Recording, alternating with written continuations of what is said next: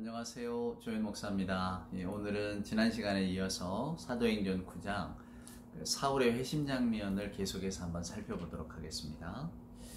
자, 9장 10절부터 한번 보실까요? 그때 다메섹에 아나니아라는 제자가 있더니 주께서 환상 중에 불러 이르시되 아나니아야 하시거늘 대답하되 주여 내가 여기 있나이다 하니 주께서 이르시되 직가라는 거리로 가서 유다의 집에서 다섯 사람 사울이라는 사람을 찾으라. 그가 기도하는 중이니라. 그가 아나니아라는 사람이 들어와서 자기에게 안수하여 다시 보게 하는 것을 보았느니라 하시거늘 아나니아가 대답하되 주여 이 사람에 대하여 내가 여러 사람에게 듣사온즉 그가 예루살렘에서 주의 성도에게 적지 않은 해를 끼쳤다 하더니 여기서도 주의 이름을 부르는 모든 사람을 결박할 고난을 대제사장들에게서 받았나이다 하거늘 주께서 이르시되 가라. 이 사람은 내 이름을 이방인과 임금들과 이스라엘 자손들에게 전하기 위하여 택한 나의 그릇이라. 그가 내 이름을 위하여 얼마나 고난을 받아야 할 것을 내가 그에게 보이리라 하시니.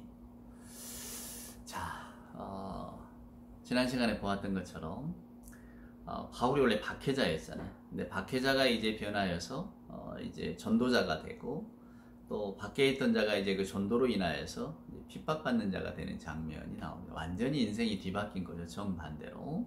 그래서 이 개종, 회심이라고 하는 것은 어찌됐건 한 사람의 인생을 완전히 바꿔놓고 흔들어 놓는 겁니다.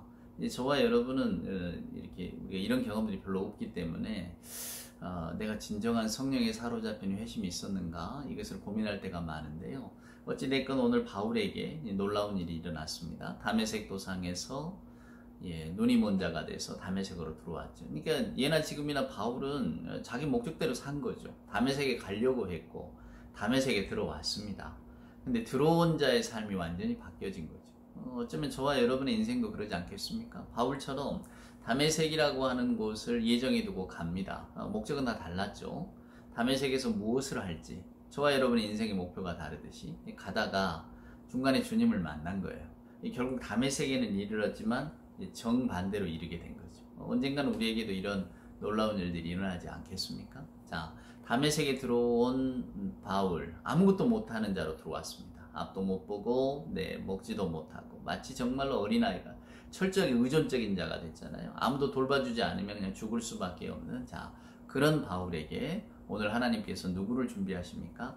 아나니아라고 하는 사람을 준비하십니다. 그 다메섹에 유대인들이 많이 살고 있었다고 제가 지난 시간에 말씀드렸잖아요. 그러니까 그 가운데 아주 경건한 유대인, 하지만 그리스도를 알고 있었던 사람, 그 아나니아, 하나님은 은혜로우시다라는 뜻이니까 이름도 은혜롭죠. 하나님이 은혜로우시다는 이름을 가진 아나니아를 불러서 이제 사울에게로 보냅니다. 근데 아나니아도 이미 소문을 다 알고 있었단 말이에요. 하나님, 저 사울이라고 하는 자가 우리를 죽이려고 온 자들인데 아니 그 자에게 자비를 베풀고 그 자를 위해서 기도해 주라뇨. 그 자가 중간에 어떤 놀라운 일들을 당해서 눈이 멀었는데 그 눈을 뜨게 해달라는 게 말이 됩니까? 지금 이제 두려움 속에서 이야기를 하지 않겠어요? 근데 하나님께서는 그를 그곳으로 보내십니다. 무슨 얘기냐면 사울의 회심, 그리고 사울이 다시 눈뜨고 또 이제 새롭게 복음 전도자로 거듭나기까지 누가 했냐 그 말이에요. 그 배후에는 성령이 계시다고 하는 것을 이렇게 말하고 있는 겁니다. 어느 누구도 자기 의지로 한 사람은 없어요. 아나니아가 어느 날 문득 사울의 소문을 듣고 원수도 사랑해야지, 내가 그를 구원해 주리라, 이런 게 아니잖아요.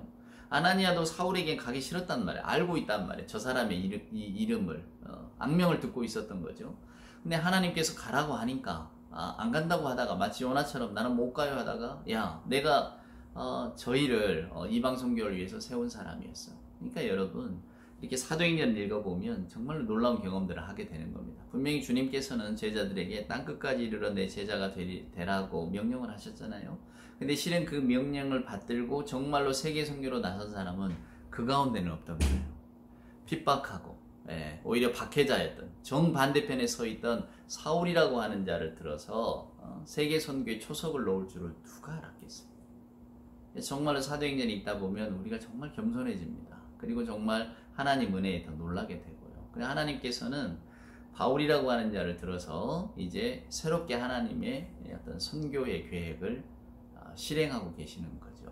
있는 자를 안 쓰시고 12제자들을 안 쓰시고 왜 그러셨을까? 왜 스데반을 안 쓰시고 사울을 쓰셨을까? 하나님이 보시기에는 그 길이 가장 선한 길이기 때문에 쓰셨을 겁니다. 근데 우리도 그때 당시에 살았더라면 정말 하나님의 뜻은 알 수 없어. 때로는 알 수 없는 하나님의 뜻 때문에 절망하기도 하고 하나님께서 뭐 우리를 놀리시는가? 왜 준비된 자는 안 쓰시고 왜 이렇게 선한 일은 마다하시고 정반대일 우리에게 고통을 주시면서 이런 일들을 계획하시는가? 이렇게 충분히 생각할 수 있지 않겠어요? 그러니까 오늘 이 사도행전이 읽다 보면 저는 신앙의 유익이 여기 있다고 생각합니다. 우리들의 인생 가운데 저희들이 주님을 잘 믿고 산다고 하는 그 삶 가운데도 예기치 않은 일들이 너무 많이 벌어지잖아요. 그때 우리들이 마치 이 초대교인들처럼 왜 하나님이 일을 이렇게 풀어가실까? 도대체 하나님은 내게 뭘 원하시는 걸까? 왜 하나님은 내게 항상 선한 길을 안 보여주시고 이런 전혀 상상할 수 없는 고통을 주시는가? 이럴 때도 있잖아요. 그럴 때 오늘 이 사도행전이 실은 신앙의 해답이 되는 겁니다. 보란 말이야. 초대교회에도 주의 복음이 전해질 때에도 어디 인간의 어떤 그 예상, 인간의 기대에 따라 간 적이 있었는가? 그러나 하나님께서는 이런 것들을 다 연합해서 선을 이루시는 줄을 성경을 통해 보여주시잖아요. 그러니까 저와 여러분이 오늘 이 사도행전을 읽으면서 우리 인생에 가지고 있던 의문들을 또 풀어가는 거죠. 아, 그렇구나. 교인들도 이것을 이겨내셨구나. 초대교인들이 이미 이걸 살았구나. 분명히 하나님은 아나니아에게 내 이름을 위하여 얼마나 고난을 받아야 할 것을 고난 없이는 뭔가 우리에게 깨달음이 주어지겠습니까? 사울도 눈이 멀었기 때문에 새로운 경험을 하게 되는 거죠. 그가 보고 있던 것, 이제껏 보았던 것에서 이제 그것이 어두워지니까 새로운 주의 길이 보이지 않겠습니까? 그건 우리에게도 마찬가지입니다. 자, 그래서 오늘 아나니아라고 하는 사람을 불렀습니다. 그리고는 이제 직가에 있는 사울에게로 보냈죠. 근데 아나니아가 처음에는 뭐 찜찜한 마음이었지만 주께서 워낙 분명하게 이야기하시니까 간 것 아닙니까? 그런데 보세요. 놀라운 일이에요. 17절에 보면 아나니아가 떠나 그 집에 들어가서 그에게 안수하여 이르되 형제 사울아 주 곧 내가 오는 길에서 나타나셨던 예수께서 나를 보내어 너로 다시 보게 하시고 성령으로 충만하게 하신다니. 가자마자 형제 사울아 이렇게 부릅니다.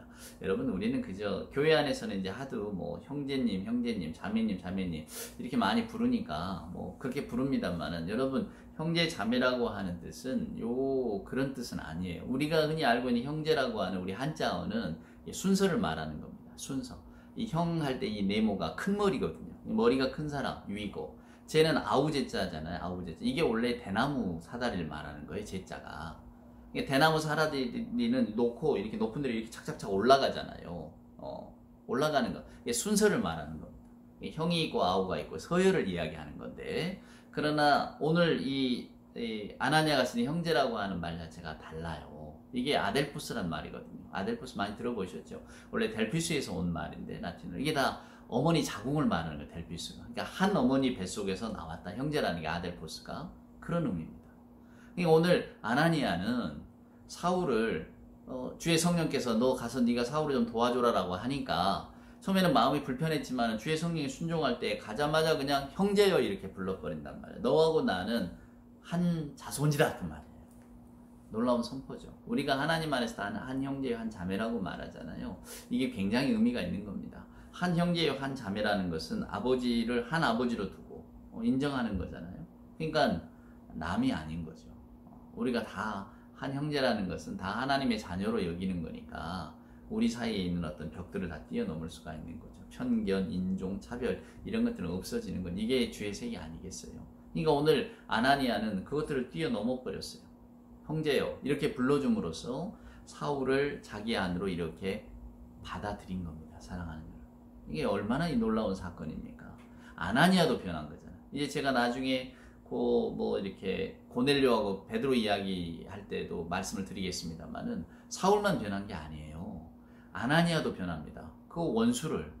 그러나 성령께서는 괜찮다 하시니까 아멘 하고 순종하면서 가서 곧바로 형제 사울아 이렇게 물어보는 거예요. 이렇게 불러주는 거예요. 인정해 주는 겁니다. 그리고는 사울에게 주의 성령이 명하셨던 대로 안수하고 기도하는 겁니다. 자, 18절에 보니까 즉시 사울의 눈에서 비늘 같은 것이 벗어져 다시 보게 된지라. 일어나 세례를 받고 음식을 먹음에 강건하여진다. 새로운 영적인 체험을 하게 된 겁니다. 그것을 이제 눈에 비늘이 떨어졌다고 하는데 이 비늘이 도대체 뭐냐? 뭐냐 뭐 이렇게 묻는 그건 오늘 누가가 전하고자 하는 핵심이 아니고요. 하여간 못 보았던 바울이 다시금 눈을 뜨게 되었다. 이제 다시 자기 이 독립적인 성향을 가지고 살아갈 수 있는 사람으로 회복되어졌다는 거죠. 이게 회심의 의미입니다. 어린아이처럼 돼서 그 다음에 인도함을 받았다가 이제 새롭게 회복됨을 보고 이제는 다시 그의 힘으로 그의 길을 가게 되는 거죠. 그것을 오늘 저와 여러분에게 성경은 보여줍니다. 일어나서 세례를 받고 묻고 이제 힘을 얻어서 이제 복음을 전하기 시작합니다. 자, 보면 이제 그 다음 구절을 보면 이제 사울이 다메섹에 있을 때 다메섹에 있는 제자들과 함께 며칠 있을 때 즉시로 각 회당에서 예수가 하나님의 아들이심을 전파하니 듣는 사람이 다 놀라 말하되 이 사람이 예루살렘에서 이 이름을 부르는 사람을 멸하려던 자가 아니냐. 여기 온 것도 그들을 결박하여 대제사장들에게 끌어가고자 함이 아니냐 하더라. 사울은 힘을 더 얻어 예수를 그리스도라 증언하여 다메섹에 사는 유대인들을 당혹하게 하니라. 예, 말들이 많았겠죠. 쟤 지금 뭐 연극하는 거야, 꾸미는 거야, 뭐 말들이 있었겠죠. 쟤 원래 그런 사람 아니었잖아. 근데 지속적으로 계속해서 바울이 예수를 그리스도라고 분명하게 전하니까 이제 그 다음 구절을 보면 여러 날이 지나면 유대인들이 사울 죽이기를 공모하기 시작했다고 나옵니다. 이제 저 사람이 정말로 이상해졌구나. 그래서 우리가 이제 저를 놔뒀다가는 우리 유대사에 또 큰 해악을 끼치겠다. 그래서 죽이려고 합니다. 그래서 제자들이 바구니에 넣어가지고 이렇게 성벽에 내서 탈출시키는 장면이 나와요. 사도 바울은 자기가 이렇게 서신서 편지글을 많이 썼잖아요. 고린도 교회니 데살로니가 지역에 있는 교회들이니 갈라디아 교회니 많이 썼지만은 한 번도 그 서신서에는 자기 회심 기록을 말한 적이 없어요. 그러니까 내가 예수를 극적으로 만났고 극적으로 회심하게 되었다는 이야기를 오늘 누가가 우리에게 전해줄 뿐이지 바울은 자기 입으로 말하지 않았어요. 그건 뭐냐면 어떤 신앙의 회심이나 그 놀라운 변화의 경험들, 자기에게 주어진 도전이잖아요. 새 삶에 대한 결단이잖아요. 이것은 그가 간직하는 겁니다. 우리는 때로 보면 내가 이렇게 돼서 뭐 주님을 만나고 어떻게 되고 이렇게 이렇게 대중적으로 막 알리는 사람들을 만나게 되는데 오히려 하나님 체험이라고 하는 것은 저와 여러분의 마음속에 너무 큰 망치 같은 둔중함으로 찾아오기 때문에 차마 입을 열어서 말할 수 없는 도가도 비상도라고 하는 그 노자의 말처럼 말입니다. 말을 하면 이미 도를 도라고 부르면 도가 아닌 것처럼 뭔가 이렇게 말을 하는 순간부터 그 진정성이 없어져 버리는 거죠. 그래서 바울도 아마 이것을 굉장히 지켰는가 봐요. 말을 하지 않습니다. 때로는 논어를 읽어보면 공자도 이렇게 과묵한 것 같은데 바울도 굉장히 과묵한 사람 같아요. 예수를 그리스도로 전하는 것 말고는 다른 데서는 별로 자기 이야기를 하지 않는 것을 보게 됩니다. 그러나 하여간 바울이 이 다메섹에서 놀라운 경험을 하고 그는 한번 즉각 회심한 이후로 이제는 예수를 그리스도로 체험을 했기 때문에 그 길을 향해서 이제 막 달려나가는 겁니다. 그래서 다메섹에서도 이제 예수를 그리스도라 전하고 오죽하면 얼마나 논리정연했겠어요. 이 사울이라고 한 사람이 정통 유대교 전통 그 교육을 받고 더군다나 그 랍비 사회에서 또 인정받는 가말리아의 어떤 문화에서 제자였잖아요. 그러니까 그가 가지고 있는 성경 지식이란 또 얼마나 대단하겠습니까? 근데 그 지식을 바탕으로 이제 예수를 그리스도라고 전하게 되니 정말로 파장이나 그 힘이 놀라운 거죠. 그러니까 다메섹에 있는 유대인들도 처음에는 저게 도대체 뭘까 궁금해하다가 진짜로 저희한테 무슨 일이 일어났나 봐 라고 하니까 더 두어서는 안 되겠다. 우리 유대교가 너무 큰 타격을 입겠다. 죽이자 한 거예요. 그러니까 이제 제자들이 성벽에 이렇게 바구니를 내려서 바울을 탈출시킨 이야기가 이제 그 다음에 등장합니다. 여러분, 바울의 삶이 이제 드라마틱하게 예수께 사로잡힌 자의 삶이 되어서 시작이 됩니다. 아까도 처음에도 말씀드렸지만 저는 바울의 삶의 여정이 우리하고 비슷하다고 생각합니다. 복음 전도자로 나서고 우리도 변화해져서 뭔가 고난 속에서도 예수를 전하고 이런 게 똑같다는 게 아니고요. 우리 모두는 바울처럼 어딘가를 향해 가는 사람이에요. 바울은 분명히 다메섹에 걸어가는 목적이 있었잖아요. 그 목적이 뭐였는가? 그 목적은 예수 믿는 자들을 붙잡는 거였어요. 근데 그가 주님을 만나면서 그의 목표가 완전히 변했잖아요. 예수 믿는 자를 붙잡고 핍박하려고 갔다가 나중에 예수 전도자가 되는 거잖아요. 저는 이것이 우리 인생의 아주 기가 막힌 비유라고 생각합니다. 저와 여러분도 인생의 목표가 있었죠. 또 사회에서 요구하는 것, 내가 되고 싶은 것, 우리가 그 목적을 향해 지금껏 살아왔잖아요. 그래서 아마도 우리는 그 삶을 향해서 계속해서 걸어 나가게 될 겁니다만은, 그러나 이제는 그 걸어가는 길이 달라질 겁니다. 예수를 알면 길이 달라지잖아요. 예, 이 길이 좋은 길, 이 길이 넓은 길, 이 길이 환한 길인 줄 알고, 그리고 사람들도 많이 가니까 그 길을 걸었지만은, 예수를 만나고부터는 이제 좁은 길이 더 예뻐 보이고, 아, 저 길도 예수가 기다리고 계신다면 의미가 있는 거야. 예, 그러니까 이제 크리스찬들이 예수 안에서 변화된 자라고 하는 그런 어떤 그 이미지를 갖게 되는 거죠. 그러니까 지난 시간에도 말씀드렸지만 바울의 개종이 갖는 의미는 결국은 완전히 자기가 달라지는 거예요. 자기 정체성 그 이전의 형식으로부터 분리가 되어지는 겁니다. 성경은 그것을 어두움에서 빛으로 왔다고 이야기하죠.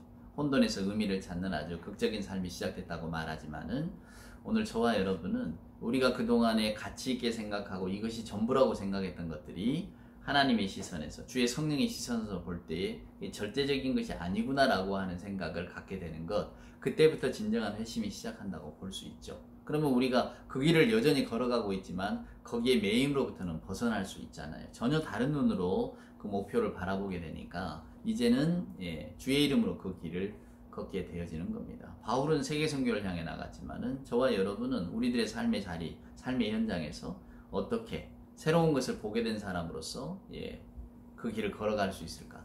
이제 신앙의 고민들이 시작되어진다고 볼 수 있죠. 오늘은 여기까지 하겠습니다. 다음 시간에는 이제 그 애니야 또 다비다, 이렇게 베드로가 그 기적을 일으키는 이야기들을 함께 살펴보도록 하겠습니다.